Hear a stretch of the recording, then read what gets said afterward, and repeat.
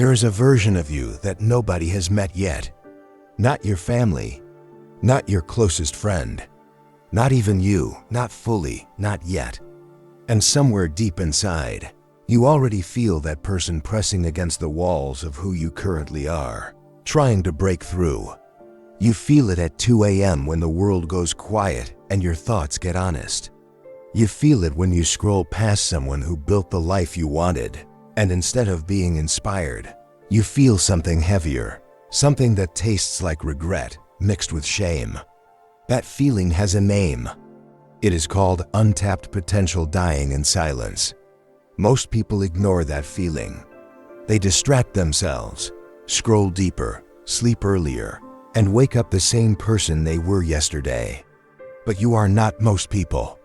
You clicked on this video for a reason. And by the time this ends, you will understand one terrifying truth about yourself. A truth that will either destroy your excuses permanently or confirm that you were never serious to begin with. The person you are trying to become does not negotiate with comfort. They do not announce their journey on social media. They do not seek validation from people who have never sacrificed anything real. They train in silence. They study in solitude. And then, without warning, without explanation, they become unrecognizable. This is not a metaphor. This is a psychological transformation that happens when you stop performing your ambition and start living it in private. The mantra is simple, and you need to burn it into your identity right now. Silence is my training ground. Solitude is my classroom. Transformation is my destiny. Say it again if you need to. Because from this moment forward, you are no longer someone who is trying to improve. You are someone who is already in the process of becoming something the world has never seen from you before. That shift, that subtle but seismic internal shift, is where everything begins. Here's the first hard truth. Most people treat their growth like a public announcement. They post the gym selfie before the sweat dries. They share the book they started but never finish. They talk about the business idea over dinner with people who cannot even execute their own dreams. And then they wonder why nothing changes, why they feel stuck, why the years pass and the version of themselves they imagined at 19 still feels impossibly distant. The undisciplined person needs an audience for motivation. They need likes to feel valid. They need someone watching to feel like the work counts. But the disciplined person, the one who actually transforms, they do the work when no one is watching, precisely because no one is watching. There is a difference between performing progress and living it. One feeds the ego. The other builds the soul. Think about the last time you worked hard in complete silence, with no one to acknowledge it, no notification waiting for you, no approval at the end. How did that feel? Because that discomfort you felt, that quiet loneliness of unwitnessed effort, that is the exact feeling that separates the people who change from the people who only talk about changing. Growth that nobody sees is still growth. In fact, it is the only kind that lasts. But here is what most people never realize, and this is the part that rewires how you think about discipline, about silence, about the years you have already spent waiting. What comes next changes everything. Stay with me. Solitude is not loneliness. This distinction is not philosophical wordplay. It is the difference between a prison and a monastery. Loneliness is the pain of being alone when you do not want to be. Solitude is the power of being alone because you have chosen it intentionally. The Stoics understood this deeply. Marcus Aurelius ruled an empire but retreated into himself every single morning, journaling in private, questioning himself in private, building his mind in private. He did not need Rome to tell him he was great. He needed his own judgment to hold up under scrutiny. That is a level of self-possession most people in this age will never experience because they have handed their inner world over to the noise, the notifications, the opinions, the endless stream of other people's highlight reels. Imagine a warrior who sharpens their sword in a dark, quiet room before every battle. They do not perform the sharpening. They do not live stream it. They simply do it alone in the dark with full commitment. That warrior is not lonely. That warrior is formidable. Your solitude is your sharpening room. And the quote that should live on the walls of your mind is this: "The man who masters his solitude masters his destiny." Most people are afraid of the silence. You are learning to live inside it. How many years have you already given to distraction, to noise, to crowds, to people whose opinions were never going to build your future? Every day spent performing instead of transforming is a day you cannot recover. That time is gone. What about today? Now picture two versions of the same person separated by exactly 1 year of choices. The first version spent that year seeking approval, posting updates, craving reactions, adjusting their personality to match whatever the room needed them to be, comfortable, visible, stagnant.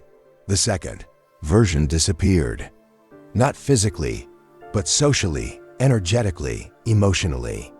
They stopped explaining themselves. They stopped oversharing their plans. They became quieter in public and louder in private, louder in their study sessions, louder in their discipline, louder in their internal dialogue.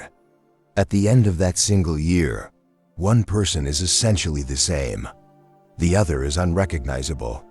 Not because life handed them anything different, but because they made a decision that most people are too afraid to make, the decision to become a mystery. There's a psychological phenomenon called the stranger effect. When someone around you changes dramatically, when they suddenly become sharper, more focused, more grounded, you feel it before you can explain it. People sense the shift in your energy before they see it in your results. And the beautiful thing is, that shift starts in silence. It starts in the solitude of a Tuesday night, when no one is watching and you choose to study instead of scroll, to reflect instead of react, to build instead of consume. Your future self is waiting for you in that quiet room. Walk into it. And now we arrive at the part of this that most people are not ready to hear, the Stoic principle that feels uncomfortable because it asks something real of you, something that cannot be faked.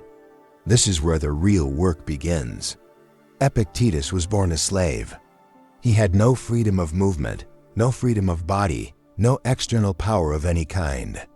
And yet he became one of the most psychologically liberated human beings who ever lived. How? Because he understood something that the comfortable, distracted modern person has almost completely forgotten, that the only thing that is ever truly yours is your response. Not the outcome, not the recognition, not what other people think of your journey, only your response. Your discipline is a response to chaos. Your silence is a response to a noisy world that profits from your distraction. Your solitude is a response to a culture that wants you dependent, reactive, and perpetually consuming.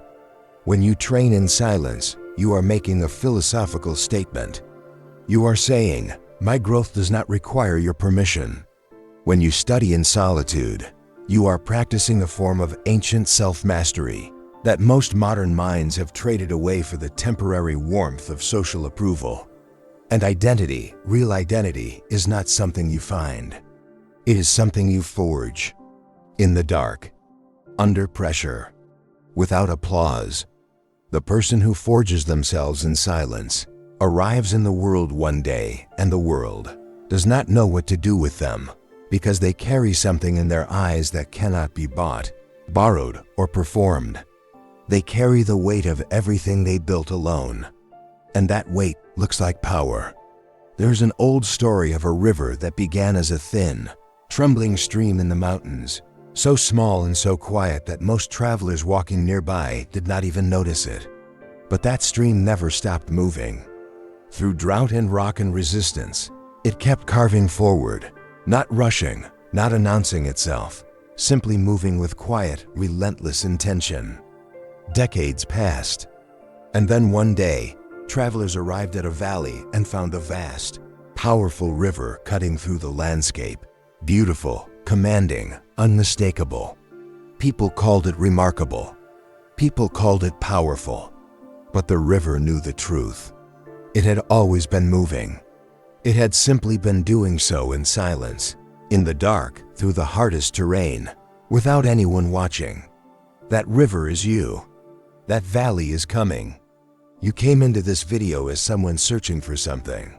You are leaving it as someone who has been reminded of something they already knew but had buried under years of noise and hesitation. The transformation you want is not locked behind more information. It is locked behind the courage to disappear into your work, to honor your solitude, to trust the process in the silence when no one is clapping. The version of you that is unrecognizable, sharper, calmer, more powerful, is not a fantasy.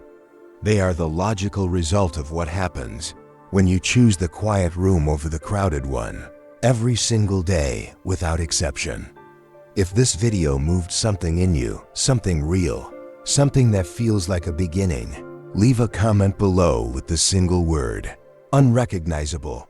Let that be the first act of your new identity. And if you are ready to keep training in silence, subscribe. More of this is coming, more philosophy, more of the work. Because the person you are becoming deserves a channel that takes them seriously. Go be unrecognizable. The world is not ready for you.